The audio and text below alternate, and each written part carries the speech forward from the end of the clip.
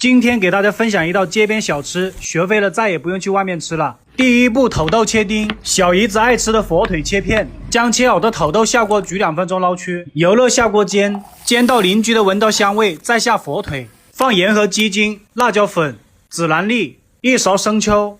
天气越来越热了，大家一定要注意保暖。今天要是还有爱心，帮皮皮点一个，谢谢大家。大火快速翻拌均匀，出锅啦！感谢大家辛苦收看，明天你们想吃什么？